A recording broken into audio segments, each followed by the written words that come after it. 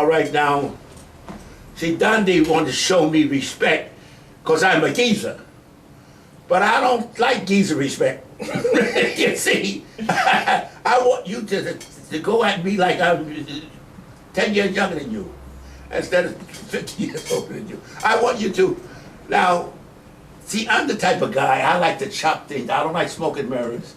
I like to chop down and I like to go straight ahead and get to things. So that's why I adore you. You see, that's where I am. Been that way ever since I've been a kid. I've been, get away from all the phoniness.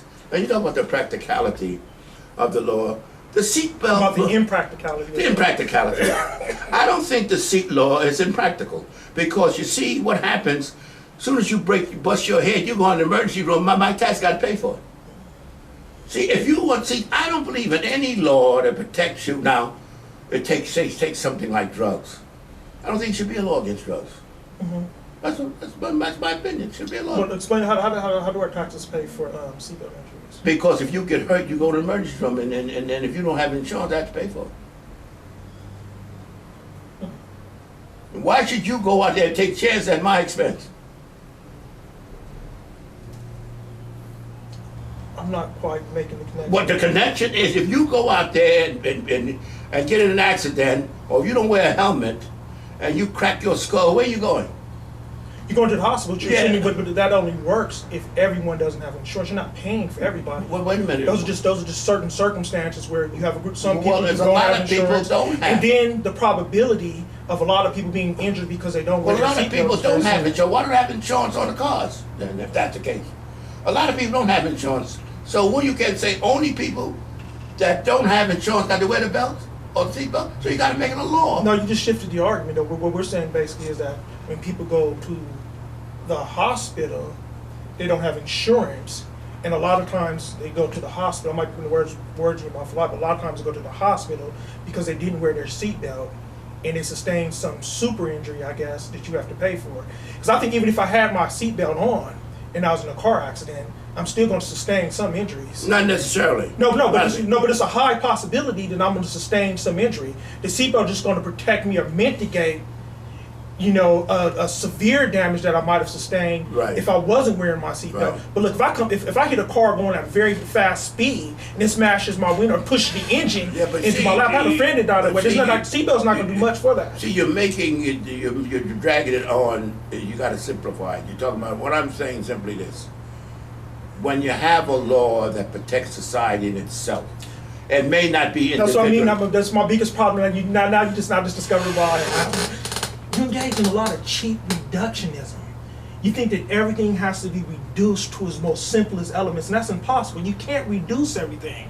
The world is complex. You got to work on reducing. Everything is a black and white. There is a gray.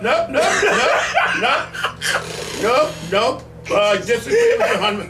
The whole idea is reduce it to as simple as you possibly can. People get wrapped up in minutia.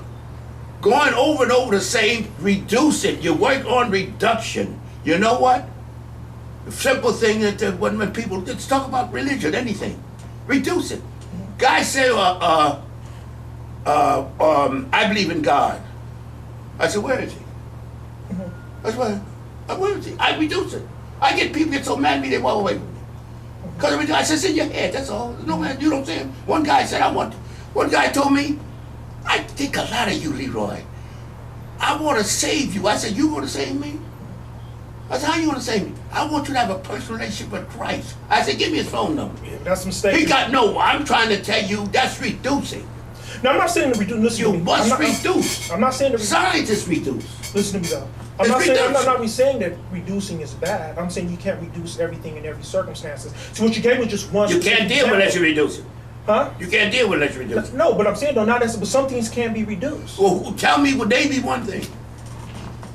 Well, we're just talking about right now. I just gave you when we're talking about seatbelts and injuries. Yeah, I was able to take it to another level that you couldn't conquer. No, you couldn't defeat. I reduced it to that. It's in the vested interest of everybody to make you wear. You can't say some people got to wear. You know what they call that in logic? They call that a straw man fallacy. We reduce another person's argument to its most weakest terms and then defeat him on those terms. But you can't do everything like that. I'm telling you, there's another way of looking at it. Well, what's your way of looking at it? I just told you right there. It's just started. So what you say shouldn't be no seatbelt on? I'm not saying that. I'm saying some people kind of view it as an intrusion. Well, tell me what. Tell me meddling and it's impractical. Tell me what's complex that shouldn't. Tell me what can't be reduced as complex. Let's talk about the workings of the universe. No. That's a beautiful one. Let's talk about humanity. No, let's talk about what you did with it. See, no, you're wrong. See, there where you're going. You're going into something that no, humanity is a perfect one too. No, we're dealing Let's talk about humanity. I'm gonna give you what you want. Let's talk about humanity. We got to deal with human beings. Let's talk about humanity. Let's talk about humanity. All right, one of the biggest things. Let's take an individual like Wittgenstein at one point. Who? Wittgenstein. Who the hell is Wittgenstein? Wittgenstein is a famous. You see what I'm saying? No. You're a man. I'm not into no Wittgenstein. The average person know who the damn Wittgenstein is. Don't give me that stuff. See, that's what I get with you all the time. You in those damn books, reading all this stuff, and you're not thinking. Don't show that you know anything that I don't know. Want to know about show anything that I don't know. No. I'll bet you 10 to 1. I don't want to learn. Every time we'll go outside, and we'll ask 10 people what Vic is, and if one of them know. Be careful. We're in Studio City now. I don't care where you are. There's a lot of Jewish people. And who is Wittgenstein? Very intellectual. Well, who is Wittgenstein? Wittgenstein is a very famous analytical philosopher. Famous for saying. But never mind with Wittgenstein. I'm not asking about you. We're dealing with you and your thoughts. No, you asked me to give an example of something that's complex. Give me an example. I don't want to hear nothing about Wittgenstein. Tell me what you think. Break down Wittgenstein to what you think. I don't want to hear about it. I'm going, okay.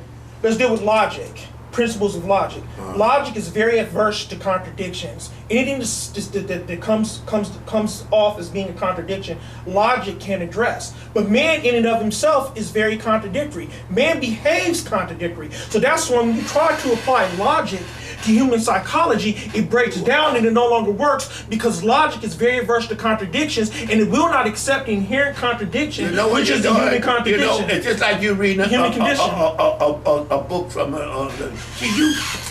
what I get with you keep on doing this, and I'm trying to get you to stop it.